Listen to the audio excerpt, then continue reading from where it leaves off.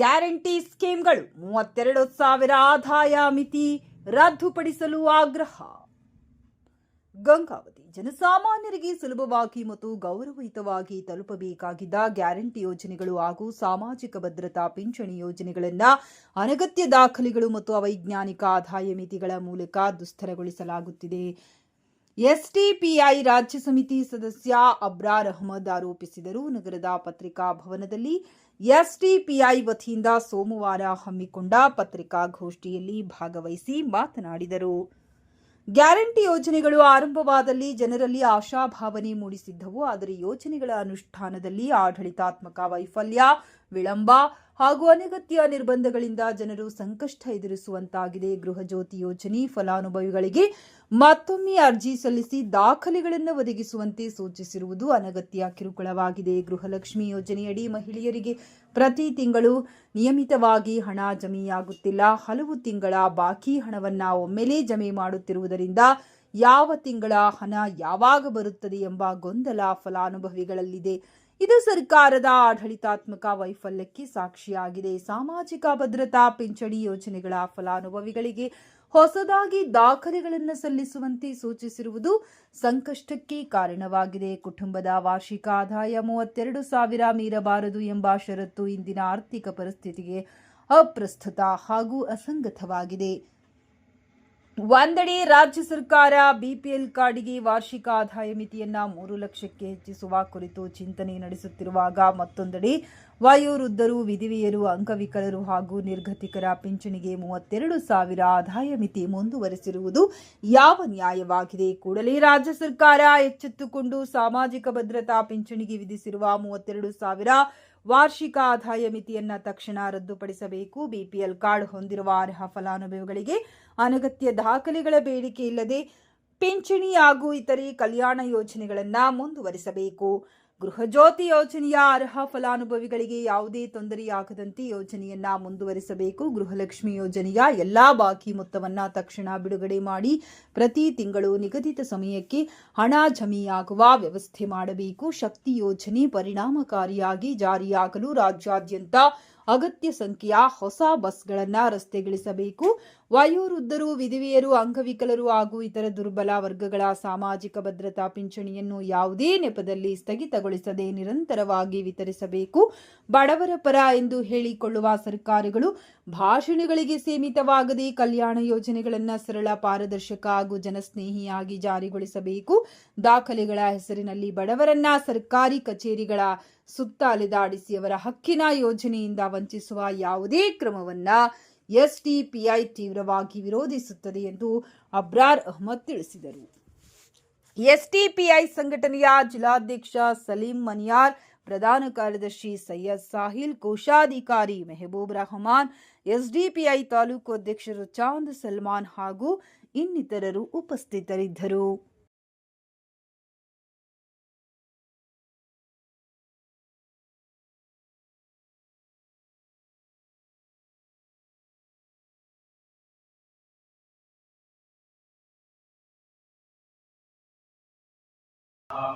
Social democratic party of India Koppal ಜಿಲ್ಲಾಧ್ಯಕ್ಷರಾದಂತಹ ಸಲೀಂ ಮನಿಯಾರ್ ಅವರಿಗೆ ನಾನು ಸ್ವಾಗತಿಸುತ್ತೇನೆ.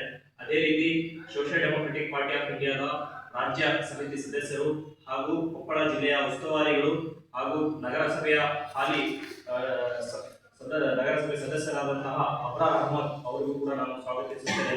ಅದೇ ರೀತಿಯಾಗಿ ಕೊಪ್ಪಳ ಜಿಲ್ಲಾ ಕೋಶಾಧಿಕಾರಿಯಾದಂತಹ ಮೆಹಬೂಬ್ ರಜಾ ಅವರಿಗೂ ಕೂಡ ನಾನು ಸ್ವಾಗತಿಸುತ್ತೇನೆ. ಅದೇ ರೀತಿಯಾಗಿ ಈ ಪತ್ರಿಕಾಗೋಷ್ಠಿಯ ಕೇಂದ್ರ ಚಾಮರಾಜನಗರ, ತಮಿಳುನಾಡು ಗಡಿ ಜಿಲ್ಲೆ. ಸೊ ಅಲ್ಲಿಂದ ಬಂದಿದ್ದೀನಿ ನಾನು. ನಮ್ಮ social democratic party of India SDP ಪಕ್ಷದ ಒಂದು ಸಭೆ ಇತ್ತು, ಕೊಪ್ಪಳ ಜಿಲ್ಲಾ ಕಾರ್ಯಕ್ರಮ ಸಭೆ ಇತ್ತು. ಆ ಸಭೆ ಬಂದಿದೆ. ಸೊ ಈ ಸಂದರ್ಭದಲ್ಲಿ ನಾವು ಇಡೀ ರಾಜ್ಯಾದ್ಯಂತ ಎಲ್ಲ ಕಡೆ ಸುದ್ದಿಗೋಷ್ಠಿಯನ್ನು ನಾವು ಮಾಡಿ ಕೆಲವು ಪ್ರಶ್ನೆಗಳನ್ನು ನಾವು ಸರ್ಕಾರಕ್ಕೆ ಇವತ್ತು ಮಾಡ್ತಾ ಇದ್ದೀವಿ. ಸೊ ಅದರ ಅಂಗವಾಗಿ ಇವತ್ತು ಈ ಗಂಗಾವತಿಯಲ್ಲಿ ಈ ಸುದ್ದಿಗೋಷ್ಠಿಯನ್ನು ಆಯೋಜಿಸಿದ್ವಿ. ತಮಗೆಲ್ಲರಿಗೂ ಗೊತ್ತಿದೆ, 2023ರ ಚುನಾವಣೆಯ ಸಂದರ್ಭದಲ್ಲಿ ಮಾಜಿ ಮುಖ್ಯಮಂತ್ರಿಗಳಾದ ಸಿದ್ದರಾಮಯ್ಯ ಅವರು ಚುನಾವಣಾ ಪ್ರಚಾರದ ಒಂದು ಕಾರ್ಯಕ್ರಮದಲ್ಲಿ ವೇದಿಕೆಯಲ್ಲಿ ಬಹಳ ರಾಜರೋಷವಾಗಿ ಮುಂದೆ ನಾವು 5 ಗ್ಯಾರಂಟಿಗಳನ್ನ ಕೊಡ್ತಾ ಇದ್ದೀನಿ, ಬಡವರಿಗೆ ಭಾಳ ಅನುಕೂಲ ಆಗುತ್ತೆ ಅಂತ ಹೇಳಿ ಭಾಳ ಎದೆ ತಟ್ಕೊಂಡು ಯಾವ ರೀತಿ ಅದನ್ನು ರಾಜರೋಷವಾಗಿ ಘೋಷಣೆ ಮಾಡಿದ್ರು ಅಂತ ಹೇಳಿದ್ರೆ, ಆ ವೇದಿಕೆಯಲ್ಲಿ ಇದ್ದಂಥ ಕಾಂಗ್ರೆಸ್ ಮುಖಂಡರನ್ನು ಉದ್ದೇಶಿಸಿ ನಿನಗೆ, ನಿನ್ನ ಹೆಂಡತಿಗೆ ಎಲ್ಲರಿಗೂ ಫ್ರೀ ಗಣಪ ಅಂತಲೇ ಮುಖ್ಯಮಂತ್ರಿಗಳು ಹೇಳಿದರು. ಆ ಸಂದರ್ಭದಲ್ಲಿ ಸಿದ್ದರಾಮಯ್ಯ ಎಲ್ಲ ಬಸ್ಗಳು ಫ್ರೀ, ಎಲ್ಲ ಫ್ರೀ, ಎಂಜಾಯ್ ಮಾಡಿ, ನಮ್ಮ ಸರ್ಕಾರ ಅದು ಇದು ಅಂತೆಲ್ಲ ಭಾಳ ರಾಜರೋಷವಾಗಿ ಘೋಷಣೆ ಮಾಡಿದ್ರು. ಈಗ ಇದೆಲ್ಲವನ್ನು ನೋಡ್ತಾ ಇದ್ರೆ ಎಲ್ಲೋ ಒಂದು ಕಡೆ ಗ್ಯಾರಂಟಿ ಸ್ಕೀಮ್ಗಳಿಗೆ ಪರೋಕ್ಷವಾಗಿ ಕಡಿವಾಣ ಹಾಕುವಂಥ ಅನೇಕ ಘಟನೆಗಳು ನಡೀತಾ ಇದೆ. ನಾವು ನೋಡ್ತಾ ಇದ್ದೀವಿ. ಫಾರ್ ಎಕ್ಸಾಂಪಲ್ ಗೃಹಲಕ್ಷ್ಮಿ ಯೋಜನೆ. ಯಾವುದಾದ್ರೂ ಲೇಡೀಸ್ನ ಇವತ್ತು ಕೇಳಿದ್ರೆ, ಏನಮ್ಮ 3 ತಿಂಗಳು ದುಡ್ಡು ಈ ತಿಂಗಳು ಬಂತ ಅಂತ ಹೇಳಿದ್ರೆ, ಎಲ್ಲಿ ಸ್ವಾಮಿ 3 ತಿಂಗಳಾಯಿತು 4 ತಿಂಗಳಾಯಿತು ದುಡ್ಡು ಬಂತು ಅಂತ ಒಂದು ರೆಡಿ ಆನ್ಸರ್ ನಮಗೆ ಸಿಗ್ತಾ ಇದೆ ಮಹಿಳೆಯರಿಂದ. ಅದರ ಅರ್ಥ ಏನು? ಚನ್ನಪಟ್ಟಣದಲ್ಲಿ ಬೈ ಎಲೆಕ್ಷನ್ ಅಂತ ಹೇಳ್ಕೊಂಡು ನೀವು ತಕ್ಷಣ ದುಡ್ಡು ಹಾಕ್ಬಿಟ್ರಿ, ಇಂಡೈರೆಕ್ಟ್ ವೋಟ್ಗಳನ್ನ ಖರೀದಿ ಮಾಡುವ ನಿಟ್ಟಿನಲ್ಲಿ ನೀವು ದುಡ್ಡು ಹಾಕ್ಬಿಟ್ರಿ. ಏನು ಪೋಲಿಂಗ್ ಒಂದು 4-5 ದಿವಸ ಇದೆ ಅಂತ ದುಡ್ಡು ಹಾಕ್ಬಿಟ್ರಿ ನೀವು. ಅದೇ ರೀತಿ ದಾವಣಗೆರೆಗೆ ಸಂಬಂಧಪಟ್ಟಂತೆ ಅಲ್ಲೂ ಸಹ ರಾಜರೋಷವಾಗಿ 2,000 ರೂಪಾಯಿ ನೀವು ಏನು ಗೃಹಲಕ್ಷ್ಮಿಗೆ ದುಡ್ಡು ಹಾಕ್ತೀರಿ. ಈಗ ನೋಡಿದ್ರೆ ಎಲ್ಲೋ ಒಂದು ಕಡೆ ಇದನ್ನ ಪರೋಕ್ಷವಾಗಿ ನಿಯಂತ್ರಣ ಮಾಡುವ ಎಲ್ಲ ಒಂದು ಷಡ್ಯಂತ್ರ ನಡೀತಾ ಇದೆ. ಎರಡನೇದಾಗಿ ಸಾಮಾಜಿಕ ಭದ್ರತೆ ಯೋಜನೆಯಲ್ಲಿ ನೀವೇನು ಪಿಂಚಣಿ ಕೊಡ್ತಾ ಇದ್ದೀರಾ ಅದು ಸುಗಮವಾಗಿ ಕೊಡಬೇಕು, ಯಾವುದೇ ರೀತಿ ತೊಂದರೆ ಕೊಡಬಾರ್ದು ಪಿಂಚಣಿದಾರರಿಗೆ. ಮತ್ತೆ ನೀವು ಕೊಡುವಂಥ ಪಿಂಚಣಿ ಅಮೌಂಟ್ ಇದೆಲ್ಲ ಅದನ್ನು 1 to double ಮಾಡಿ. 800 ರೂಪಾಯಿ ಕೊಡ್ತಾ ಇದ್ರೆ 1,600 ಮಾಡಿ, 1,400 ಕೊಡ್ತಾ ಇದ್ರೆ 11 ರೂಪಾಯಿ ಅದನ್ನು 2,800 ಮಾಡಿ.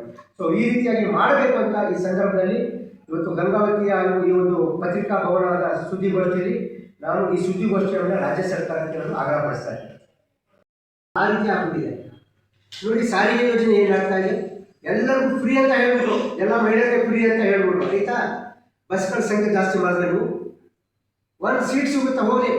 ನಮ್ಮ ಅಂಗವಿಕಲರಿಗೆ ಸೀಟ್ ಸಿಗಲ್ಲ. ಈಗ ಅಲ್ಲಿ ಹೋದ್ರೆ ನಮ್ಗೆ ಏನು ರಿಸರ್ವ್ ಅಂತ ಇರುತ್ತೆ, ಅಂಗವಿಕಲರಿಗೆ ವಯೋವೃದ್ಧರಿಗೆ ಆ ಸೀಟೇ ಸಿಗಲ್ಲ. ಆ ಮಟ್ಟಕ್ಕೆ ಇವತ್ತು ಅಲ್ಲಿ ರಶ್ ಇದೆ. ಯಾಕೆ ರಶು? ಮಹಿಳೆಯರು ಜಾಸ್ತಿ ಓಡಾಡ್ತಾ ಇಲ್ಲ, ಅವರು ಅವರ ಏನು ಆ ಸದುಪಯೋಗ ಪಡಿಸ್ಕೊತಾ ಇದ್ರು. ಅವರು ಆ ಯೋಜನೆ ಇತ್ತಲ್ಲ, ಸಾರಿಗೆ ಯೋಜನೆಯನ್ನು ಸದುಪಯೋಗ ಪಡಿಸ್ಕೊತಾ ಇದ್ದಾರೆ. ಅದು ಯಾಕೆ ಸಮಸ್ಯೆ ಆಗ್ತಾ ಇದೆ ಅಂತ ಹೇಳಿದ್ರೆ, ತಾಂತ್ರಿಕವಾಗಿ ಯಾಕೆ ರಶ್ ಆಗ್ತಾ ಇದೆ ಅಂತ ಹೇಳಿದ್ರೆ, ನಂಬರ್ ಆಫ್ ಬಸ್ಸಸ್ ಕಡಿಮೆ, ನಂಬರ್ ಆಫ್ ಬಸ್ಸಸ್ ಅನ್ನೋದು ಜಾಸ್ತಿ ಮಾಡಬೇಕು. ಒಂದು ಯೋಜನೆ ಮಾಡಿದ ನಂತರ ಅದಕ್ಕೆ ತಕ್ಕಂತೆ ಬಸ್ಗಳನ್ನು ಜಾಸ್ತಿ ಮಾಡಬೇಕಾಗಿತ್ತು, ಜಾಸ್ತಿ ಮಾಡಿಲ್ಲ. ಆ ಗ್ಯಾರಂಟಿಗಳ ವಿರೋಧಿ ಅನ್ನೋದನ್ನು ಅವರು ಸ್ಪಷ್ಟವಾಗಿ ಅವ್ರ ನಿಲುವು ಪ್ರಕಟಣೆ ಆಗ್ತಾ ಇದೆ. ಅದರಿಂದ ನಾನು ಈ ಒಂದು ಸುದ್ದಿಗೋಷ್ಠಿಯ ಮೂಲಕ ರಾಜ್ಯ ಸರ್ಕಾರಕ್ಕೆ ಆಗ್ರಹ ಮಾಡ್ತಾ ಇದ್ದೀನಿ, ಯಾವ ಕಾರಣಕ್ಕೂ ನೀವು ಈ ಗ್ಯಾರಂಟಿ ಯೋಜನೆಗಳನ್ನು ನಿಲ್ಲಿಸಬಾರ್ದು, ಅಥವಾ ನಿಲ್ಲಿಸುವ ಷಡ್ಯಂತ್ರವನ್ನು ಮಾಡಬಾರ್ದು, ಪ್ರಯತ್ನವನ್ನು ಮಾಡಬಾರ್ದು. ಸುಗಮವಾಗಿ ಅವ್ರಿಗೆ ಸಿಗಬೇಕು. ಏನು ದುರುಪಯೋಗ ಆಗ್ತಾ ಇದೆ, ಕೊಪ್ಪಳದ ಏನೋ ಒಂದು ನ್ಯೂಸ್ ನೋಡಿದೆ ಬೆಳಗ್ಗೆ, ದುರುಪಯೋಗ ಆಗಿದೆ ಅಂತ ಅದನ್ನು ಪ್ರಶ್ನೆ ಮಾಡಿ. ಆ ದುರುಪಯೋಗ ಯಾರು ಪಡಿಸ್ಕೊಂಡಿದ್ರೆ ಅವ್ರ ಮೇಲೆ ಏನು ಸೂಕ್ತ ಕಾನೂನು ಇಲ್ಲ, ಅದು ಬೇಡ ಅಂತ ಅಲ್ಲ. ಆದರೆ ಇದನ್ನ ನಾವು ಇಟ್ಕೊಂಡು ಈ SIR ಮಾಡ್ದಂಗೆ ಯಾರೋ ನಕಲಿ ಮತದಾರರನ್ನ ಕೆಲವು ಜನ ಇದ್ದಾರೆ ಅಂತ ಹೇಳಿ ಇಡೀ ಜನರಿಗೆ ತೊಂದರೆ ಕೊಡ್ತಾ ಇರಲ್ಲ, ಆ ರೀತಿ ಕೊಡಬಾರ್ದು. ಸುಗಮವಾಗಿ ಇದನ್ನು ಮಾಡಬೇಕಾಗಿದೆ ಸ್ನೇಹಿತರೆ. ಅದೇ ರೀತಿ ಸಾರಿಗೆ ಯೋಜನೆ ನೋಡಿ, ಯಾವ ರೀತಿ ನೀವು ವಾರ್ಷಿಕ ವರಮಾನ ಕೇಳ್ತಿರಲ್ಲ, ನಿಮ್ಗೆ ಏನಾದರೂ ಒಂದು ಕಾಮನ್ ಸೆನ್ಸ್ ಇಲ್ವಾ? ನೋಡಿ, ಈಗ BPLಗೆ 3 ಲಕ್ಷ ರೂಪಾಯಿ ನಾವು ಆದಾಯವನ್ನು ಹೆಚ್ಚಿಸಬೇಕು ಅಂತ ಸರ್ಕಾರ ಒಂದು ಕಡೆ ಹೇಳ್ಕೊತಾ ಇದೆ. ಪತ್ರಿಕೆಯಲ್ಲಿ ಬಂದಿದ್ದ ಸುದ್ದಿ ಆಗಿದೆ, 3 ಲಕ್ಷ ನಾವು ಹೆಚ್ಚಿಸ್ತೀವಿ ಅಂತ ಹೇಳಿ. ಅಂದರೆ BPL ನೀವು 3 ಲಕ್ಷ ಆದಾಯವನ್ನು ಹೆಚ್ಚಿಸ್ತೀರ. ಅದೇ ಅಂಗವಿಕಲರಿಗೆ ನೀವು ಪಿಂಚಣಿ ಕೊಡಬೇಕಾದ್ರೆ 32,000 ರೂಪಾಯಿ ನೀವು ಆದಾಯ ಪ್ರಮಾಣ ಪತ್ರ ಕೊಡಿ ಅಂತ ಹೇಳ್ತೀರಲ್ಲ, ಎಷ್ಟು ಇದು ನ್ಯಾಯನ? ಇದು ಅನ್ಯಾಯವನ್ನು ಮಾಡ್ತಾ ಇರೋದು ನೀವು. ಯಾಕೆ ನಿಮಗೆ ಅಷ್ಟೊಂದು ಭದ್ರತೆ ಯೋಜನೆಯಲ್ಲಿ ಅನೇಕ ಪಿಂಚಣಿಗಳನ್ನು ಕೊಡ್ತಾ ಇದ್ದಾರೆ? ಈಗಿನ ಕಾಲದಲ್ಲ, ಅದು ಸಂವಿಧಾನ ಹೇಳಿರುವಂಥದ್ದು. ಈ ದೇಶದ ನಿವಾಸಿಗಳ ಯೋಗಕ್ಷೇಮವನ್ನು ನೋಡಿಕೊಳ್ಳೋದು ಸರ್ಕಾರ ಜವಾಬ್ದಾರಿ. ಯಾರು ನಿರ್ಗತಿಕರಿದ್ದಾರೆ, ಯಾರು ವಿಧವೆಯರಿದ್ದಾರೆ, ಯಾರು ವಯೋವೃದ್ಧರಿದ್ದಾರೆ, ಯಾರು ನಮ್ಮ ವಿಶೇಷ ಚೇತನರು ಅಂಗವಿಕಲರಿದ್ದಾರೆ, ಅವರಿಗೆಲ್ಲ ನೀವು ಸಾಮಾಜಿಕ ಭದ್ರತೆ ಯೋಜನೆಯಲ್ಲಿ ಅವ್ರಿಗೆ ಏನೇನು ಸೌಲಭ್ಯಗಳನ್ನ ಕೊಡಲೇಬೇಕು. ಅದು ಯಾವುದು ಕಾಂಪ್ರಮೈಸೇ ಇಲ್ಲ.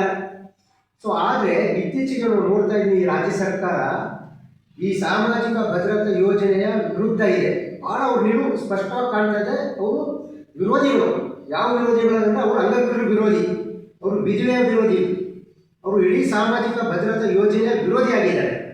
ನೋಡಿ ಸ್ನೇಹಿತರೆ, ಬಹಳ ದುರಂತ ಏನಂತ ಹೇಳಿದ್ರೆ, ನಮ್ಮ ವಿಶೇಷ ಚೇತನ ಸಹೋದರರು, ನಮ್ಮ ಅಂಗವಿಕಲರ ಬ್ರದರ್ಸು, ಅವ್ರಿಗೆ ಏನು ಪೆನ್ಷನ್ ಕೊಡ್ತಾರೆ ಬಹಳ ಕಡಿಮೆ ಪೆನ್ಷನ್. ಅದು ಕಂಪೇರ್ ಟು ತಮಿಳ್ನಾಡು, ಕೇರಳ ಬಹಳ ಕಡಿಮೆ.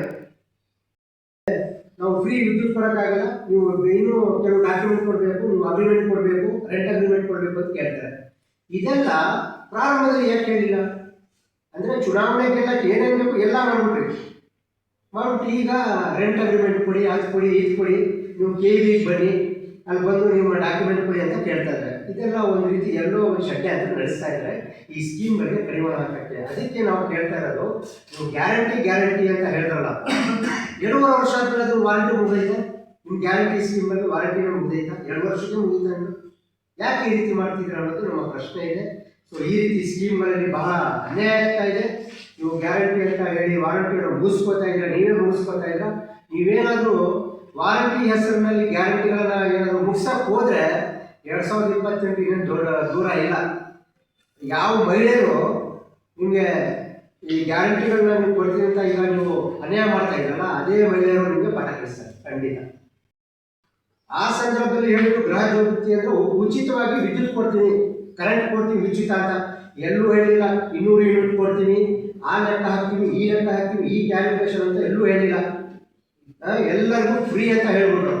ಆಮೇಲೆ ಸ್ಕೀಮ್ ತಂದಾಗ ಇಷ್ಟು ಯೂನಿಟ್ ಆಗಿರಬೇಕು, ಇಷ್ಟು ಯೂನಿಟ್ ಆದಮೇಲೆ ಈ ರೀತಿ ಅಂತ ಕ್ಯಾಲ್ಕುಲೇಷನ್ ಆಗಿ ಸ್ಟೇಟ್ ಮಾಡಿದ್ರು. ಓಕೆ, ಏನೋ ಸಹಿಸ್ಕೊಂಡ್ರು, ಕೊಡಪ್ಪ ಏನೋ 200 ಯೂನಿಟ್ ಆದರೂ ಕೊಡ್ತಾ ಇದ್ದಾರೆ ಫ್ರೀ ಅಂತ. ಈಗ ಮತ್ತೊಮ್ಮೆ ಶುರು ಮಾಡಿದ್ದಾರೆ, ಮನೆಗೆ ಹೋಗ್ತಾ ಇದ್ದಾರೆ, ಅವ್ರನ್ನ ಪರಿಶೀಲನೆ ಮಾಡ್ತಾ ಇದ್ದಾರೆ. ಪರಿಶೀಲನೆ ಮಾಡಿ ಅವ್ರ ಮನೇಲಿ ಯಾರಾದರೂ ಇಲ್ಲ ಅಂತ ಹೇಳಿದ್ರೆ ಅವ್ರಿಗೆ ಸ್ಕೀಮಲ್ಲಿ ನಿಮ್ಮ ಹೆಸರಿಲ್ಲ ಅಂತ ಹೇಳ್ತೀವಿ. SIR ಮಾಡ್ತಾ ಇದ್ರಲ್ಲ ಕೇಂದ್ರ ಸರ್ಕಾರ, SIR ಆ ರೀತಿ ಇದನ್ನು ಮಾಡ್ತಾ ಇದ್ರು ಅವರು. ಫಾರ್ ಎಕ್ಸಾಂಪಲ್, ಯಾರೋ ಮನೇಲಿ ಇರಲ್ಲ, ಒಂದು ವಾರ ಇತ್ತು, ಮನೆ ಬೀಗ, ಆ ಸರ್ವೆ ಅವ್ರ ಹೆಸರೇ ಬರ್ತಾ ಇಲ್ಲ. ಆಮೇಲೆ ಹೋಗಿ KVಗೆ ಕೇಳೋ ಅಂತ ಹೇಳಿದ್ರೆ ಅಲ್ಲಿ ರೆಸ್ಪಾನ್ಸೇ ಇಲ್ಲ.